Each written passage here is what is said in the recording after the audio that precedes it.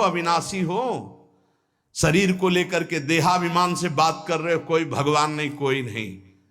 तुम्हारे आंख मूंदने से हो जाएगा क्या? इस अपराध का दंड है। ऐसे ही यहां जो पापाचरण कर रहे हो, कोई भगवान नहीं। इसका जब हिसाब आएगा तब तुम्हें पता चलेगा। विचित्र स्वरूप है। कोई पूछ रहा था कि भाई भगवान के यहां तो बहुत नरक भोगवाएं, फिर यहां जन्म दें और कष्ट दें, ऐसा एक पाप कर्म है? अगर इस सृष्टि में, भारत में, तुम एक कोई पाप कर्म तुम्हारा प्रकाशित हो जाए कि एक हिंसा की, एक बेविचार किया, एक छेड़ा, तो उसकी सजा देख लो जाके कानून में। बोले 20 वर्ष की जेल और 1 लाख रुपया जुर्माना। इसके बाद जुर्माना क्यों, जब उसको सजा दी जा रही है तो जुर्माना कैसे दे? उसको सजा दे दी। नहीं नहीं, कानून है, ऊपर से है जुर्माना। तुमने ऐसा किया, 7 साल की जेल, 50,000 जुर्माना देना पड़ेगा। ऐसे ही नरक भोग और इसके बाद पुनः तिर्यक योनियों में जन्म और उसका दंड, ये जुर्माना। खेल तमाशा समझो। लाखों पाप ऐसे हैं जो तुम्हारे प्रकाशित नहीं हुए, हमारे प्रकाशित नहीं हुए। अगर भगवान की प्राप्ति नहीं होगी तो एक एक सेकंड के कर्म का भोग भोगना पड़ेगा। ये कब तक चलता रहेगा? जब से सृष्टि रची गई आज तक चल रहा है। तो इसलिए मुझे मनुष्य शरीर से तत्वबोध या भगवत प्राप्ति अत्यंत आवश्यक है। ये काम करने के लिए हम आए हैं। कर्मों को भोगना ही पड़ता है, चाहे जहां भाग के जाओ। किसी ने प्रश्न किया था कि आपने कहा देवराज इंद्र ने अहिल्या के साथ गलत व्यवहार किया, तो आपने ये नहीं बताया उसको दंड क्या मिला। क्योंकि दंड का विषय नहीं चल रहा था, विषय चल रहा था कि भोगाकर्षण कितना प्रबल होता है कि हजारों लाखों अप्सराओं का स्वामी भी, देवराज इंद्र भी, एक मुनि की कुटिया में जाता है और वहां ऐसे गंदे भाव से गौतम ऋषि का वेश धारण कर कर अहिल्या जी का, तो उसको जानते हो क्या दंड मिला था? उसको 1000 भग हो जाए तुरंत साप मिला था। तुझे भग से, भग माने योनि, तुझे योनि से बहुत प्यार है, तू देवराज इंद्र है, तू जो चाहे कर सकता है, तो देख मैं अभी तुझे दंड देता हूं। गौतम ऋषि ने कहा सहस्त्र भगधारी हो जा। पूरे शरीर में हजारों योनियां हो गई और हर योनि से महान दुर्गंध। अब बैठ त्रिभुवन पति बन करके चरणों में लौट गए। 1000 योनि पूरे शरीर में, योनि योनि और दुर्गंध युक्त घृणास्पद घोर नरक समझो। चरणों में गिर गए। महाराज त्रुटि हो गई, आप भगवत स्वरूप ऋषि हो, आप बड़े दयालु, बहुत विनय की। तब का भोग तब तक जब तक भगवान रामावतार में नहीं आते। जब श्री राम अवतार लेंगे तो उनके दर्शन के लिए ब्रह्मादि सब देवता उपस्थित होंगे, तू भी उपस्थित होगा। तब यही भग 1000 नेत्र रूप में परिणित हो जाएंगे। ये दंड मिला था। तो जानते हो, सिंहासन में बैठने से शर्म आती थी और महल में रहते थे अमरावतीपुरी में, निकलना मुश्किल था क्योंकि 1000 भग खुला उनके शरीर में बने हुए थे। कर्मणों गहनो गति, गहन है कर्म की गति, भोगना पड़ेगा। एकमात्र श्री भगवान क्षमा कर सकते हैं, दूसरा कोई नहीं। आम त्वाम सर्वपापेभ्यो मोक्षयिष्यामि मा शुचा। कामना जब उपासक के अंदर होती है तो ना चाहते हुए भी उससे पाप कर्म हो जाता है। विकर्म से बचना है तो काम, कामना, वासना मन ते अति कर दूर। राधा राधा राधा, पर है बहुत कठिन, बहुत कठिन है। कामना के त्याग के बिना ये निषिद्ध कर्म, पाप कर्म, विकर्म, इससे बचा नहीं जा सकता। गहनो कर्मणो गति, कर्म की बड़ी गहन गति है। कौन सा कर्म बांधने वाला है, कौन सा कर्म मुक्त करने वाला है, इसका निर्णय करने में सब समर्थ नहीं है। जो भगवान में चित्त जोड़े हुए या स्वरूप बोध है, वही उन्हीं के द्वारा निर्णय माना जा सकता है। ये बड़े बड़े विद्वानों में भी गलती हो जाएगी निर्णय करने में। निर्णय में 2 ही समर्थ हैं, या तो भगवत प्रेमी महात्मा या ब्रह्मबोध संपन्न ब्रह्म ऋषि। कर्म क्या है समझ गए? कोई भी कर्म करने के पहले जो फल आकांक्षा से प्रेरित होकर शास्त्र सम्मत किया जाता है उसे कर्म कहते हैं। अकर्म क्या है? जो तत्वबोध प्राप्त महापुरुष हैं, निर्लिप्त हैं, ममता रहित हैं, आसक्ति रहित हैं, उनके द्वारा हुआ कर्म अकर्म हो जाता है। वो फल नहीं देगा, वो बांधने वाला नहीं। विकर्म क्या है? जो कामना बढ़ी हुई मनमानी पापाचरण है उसे विकर्म कहते हैं, और ये बहुत भयावह है, ये दुर्गति का कारण है। इसी से नाना प्रकार के दुख भोगने पड़ते हैं। कर्म होते हैं वो कामना अधिक बढ़ जाने पर केवल पाप होने लगते हैं। जैसे धन की कामना से कर्म शुरू होते हैं, फिर धन की जब ज्यादा इच्छा हो जाती तो बेईमानी, चोरी, हिंसा, छल कपट, इसके करने में कोई भय नहीं रह जाता। अकर्म हमारे कर्म हो जाए ये बहुत जरूरी है। अकर्म तो उसके दो ही उपाय हैं, या तो निर्लिप्त, फलासक्ति रहित, ममता रहित, ये तो स्वरूप बोध महापुरुष में होता है। तो एक सरल उपाय है, अपने शास्त्र सम्मत कर्तव्य कर्मों को फलेच्छा का त्याग करके श्री भगवान को समर्पित कर दो। राधा राधा जपो, नहीं बहुत यहां जो भी करोगे उसका दंड मिलेगा। महाप्रभु हरिवंश चंद्र जी कहते हैं, जैसी हरिवंश नरक गति दुर्भर, यम द्वारे कटियत नक छीके। छींक दिया उसका भी है, कहां छीका, किस जगह अंगुली उठाई, किस लिए? एक एक चेष्टा का तुम्हारे कहने से थोड़ी होगा। अरे कहीं कुछ नहीं, ये बावरे लोग हैं, इनको क्या पता है। जब दंड मिलते हैं तब इनको समझ में नहीं आता कहां से मिल रहा है दंड। अजर अमर हो, अविनाशी हो, शरीर को लेकर के देहाभिमान से बात कर रहे हो, कोई भगवान नहीं, कोई नहीं। तुम्हारे आंख मूंदने से हो जाएगा क्या? इस अपराध का दंड है। ऐसे ही यहां जो पापाचरण कर रहे हो, कोई भगवान नहीं। इसका जब हिसाब आएगा तब तुम्हें पता चलेगा। करुणा निधान स्वामी ने ये जन्म तुम्हें अपनी तरफ से करुणा करके दिया है कि तुम मुक्त हो जाओ। उपासक को चाहिए कि कामना का नाश करके, विकर्म का नाश करके अकर्म हो जाए, तभी वो जीवन मुक्त होता है। कर्मण्य कर्म यह पश्येद कर्मणि च कर्म यह, सा बुद्धिमान मनुष्येषु स युक्तः कृष्ण कर्म कृत। बड़ी बात कह रहे हैं श्री भगवान।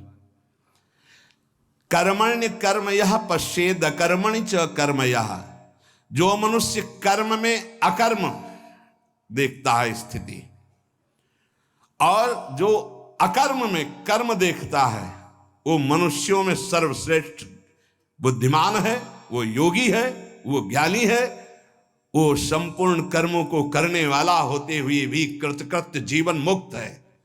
ये स्थिति है। कर्मण्य अकर्म यह पश्येत, कर्म करते हुए भी अकर्म स्थिति, कर्म करते हुए भी निर्लिप्त रहना। निर्लिप्तता एक बहुत बड़ी सिद्धि है। यहां जो भी कर्म होता है लिप्त होकर होता है। मानो आधी आपकी परिक्रमा हुई, चलो अब बैठ करके पद गाते हैं, हो गए। नहीं नहीं, थोड़ा ही तो रह गया, पूरी हो जानी चाहिए। क्यों, कौन सा फल चाहिए, कौन सा फल चाहिए? नहीं, पूरी होने पर ही सिद्धि होती, फल प्राप्त होती। फल आगे रख लिया ना, लिप्त हो गए, लिप्त हो गए। ये इसी तरह सब शुभ से शुभ, बड़े से बड़े कर्म में निर्लिप्तता का मतलब है पूर्ण होना, ना होना, लाभ होना या हानि हो जाना, जय या पराजय, सुख या दुख, सुख दुखे समय कृत्वा लाभा लाभो जया जयो। ये निर्लिप्त स्थिति है। पूर्णता अपूर्णता से मतलब कोई संकल्प नहीं, स्वाभाविक सहज ही। आगे इस श्लोक में इसका भी भगवान वर्णन करते हैं। पूरा हुआ कर्म या नहीं पूरा हुआ, फल अनुकूल आया या प्रतिकूल आया, आया या नहीं आया, इससे किसी से मतलब नहीं। निर्लिप्त शास्त्र सम्मत केवल कर्म बिना किसी संकल्प इच्छा के हो रहा है। यंत्रवत अमुक कर्म मैं करता हूं, इस कर्म का फल ये होता है, ऐसा लक्ष्य रख करके जो भी कर्म किया जाता है वो उसे बांधता है। ध्यान दीजिए, यहां भगवान बहुत सावधानी की बात कर रहे हैं। अमुक कर्म मैं करता हूं, इस कर्म का ये फल है, ऐसी भावना रखकर जो भी कर्म किया जाता है बड़े से बड़ा, वो उसे बांधता है, ना कि मुक्त करता है। प्रत्येक कर्म का आरंभ और अंत होता है, शुरू और विश्राम होता है, इसलिए उसका फल आरंभ और अंत वाला होता है। परंतु हमारी जो दुख निवृत्ति होगी वो नित्य पद में होगी, जो निरंतर है, आनंदमय है, सच्चिदानंदमय है, वो अंत आदि वाला नहीं है। क्रियाएं सब आदि अंत वाली हैं, परिवर्तनशील हैं, उनके फल परिवर्तनशील है। पर जीव फल की इच्छा रख करके ही हर कार्य करता है। अंदर की बात है, बिना फल की इच्छा किए तुम कोई कार्य नहीं करोगे। आज ऐसा करते हैं, पहले फल आएगा उसका, इसका फल क्या होगा, ये चलो ऐसा करते हैं। इसलिए भगवान कहते हैं कर्मण्य कर्म यह पश्चेत, जो कर्म करते हुए अकर्म कर दे उसको फल देने लायक न रखे, तभी जीवन मुक्त होगा। क्या कर्म होगा, निर्लिप्त, अनासक्त, फल की इच्छा रहित। हो रहा है, हो गया तो जय जय, नहीं हुआ तो जय जय, हमें कोई फल थोड़ी चाहिए था, स्वाभाविक एकदम। कितनी अखंड प्रसन्नता, परम विश्राम। लेकिन ये बात जब तक स्व का बोध नहीं है तब तक नहीं होगा, वो बहुत परेशान हो जाएगा, चिंतित हो जाएगा। फल की इच्छा ना रखने से नया राग उत्पन्न नहीं होता, नया राग उत्पन्न ना होने से वो बंधन मुक्त हो जाता है। ये कैसे समझ में आएगा, बहुत कठिन है ये समझ में आना। साधक सर्वथा वीतराग तभी होगा जब उसका नया राग उत्पन्न ना हो। वीतराग महापुरुष के सारे कर्म अकर्म हो जाते हैं। जीव का जन्म, जीव का मरण, जीव को भोग प्राप्ति कर्मों के अनुबंध से होता है, इसी कर्मों के बंधन से। जैसे किसी परिवार में बालक हुआ तो उसमें केवल बालक का ही कर्म नहीं है, पूरे परिवार का साथ में जुड़ा हुआ कर्म है। कोई उसकी मां बना, कोई पिता बना, कोई भाई बना, कोई मित्र बना, कोई पड़ोसी शत्रु पक्ष का भी है जिसकी जलन हुई कि लड़का हुआ है। ऋणानुबंध, उनमें सैकड़ों हजारों लाखों के कर्म बंधन उस बालक से जुड़े हुए हैं। किसी का वो ऋण चुकाने आया है और किसी से ऋण वसूल करने आया है, किसी का सुख भोगा तो सुख देने आया है और किसी का बदला लेने आया है। सैकड़ों अनुबंध हैं उसके, एक बार जन्म में सैकड़ों कर्मों के अनुबंध हैं। अनेक जन्मों में अनेक लोगों से किया हुआ कर्म उसको भोगना होता है। ये लेन देन का, दुख सुख का, जन्म मरण का व्यापार बहुत समय से चलता आ रहा है, इसको बंद करने का अवसर आ गया है। जन्म मरण से छुटकारा मिलने के लिए हमको मानव देव सत्संग मिला है। इसको बंद करने का उपाय है आगे के लिए कर्जा लेना नहीं, और जिनको कर्जा दे दिए हैं उनका माफ कर दें या वापस ले ले, दुकान बंद करें, चलें। लेना ना देना, मगन रहना, दोनों बात करनी पड़ेगी। या तो माफ करो, प्रभु से प्रार्थना करो कि जिनको हम दिए हैं हमें कभी नहीं लेना, हमें नहीं लेना, क्योंकि लेने आना पड़ेगा। हे नाथ क्षमा करो, हमने माफ किया, और हमको जिनको हो तो प्रभु सामने भेजो और सेवा करवा दो, और या फिर माफ करो, अब लेने देने से हमें मुक्त करो। प्रभु ही करते हैं। जिनसे सेवा करवाई है सेवा करनी पड़ेगी। नया ऋण लेना बंद करो, पुराना ऋण चुका दो, सेवा कर दो, सेवा ले मत। ऋणानुबंध, लेने देने का व्यापार अगर बंद हो गया तो तुम मुक्त हो जाओगे, जन्म मरण बंद हो जाएगा।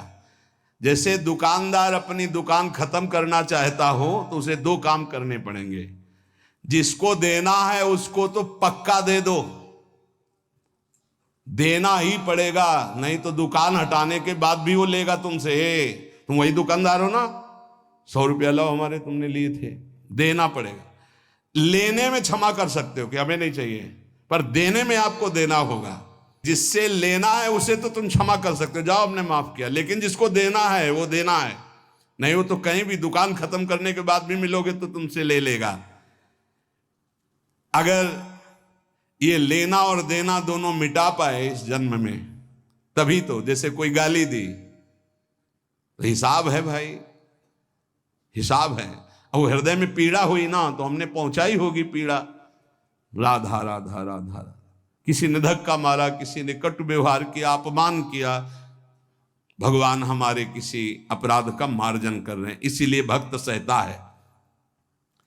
अपने लिए अब किसी से कोई ऋण ना ले, सेवा किसी भी तरह का कुछ भी ऋण, ये ध्यान रखो। यहां से जाना है, हमें यहां से जाना है। शरीर से प्रेम ना अपने करो ना किसी और के करो, ये छूटने वाला है, जाने वाला है। कब जाएगा अब इसका पता नहीं, शाम के जाएगा कि कल सुबह जाएगा कि दोपहर जाएगा, 10 वर्ष में जाएगा कि 5 वर्ष, जाना है। जब हमें जाना है इस देश से तो फैलावा काहे को फैलाओ, समेट के अटैची बिल्कुल तैयार। मरने से सब जग डरा मेरो मन आनंद, कब मरी हो कब भेटी हो पूर्ण परमानंद।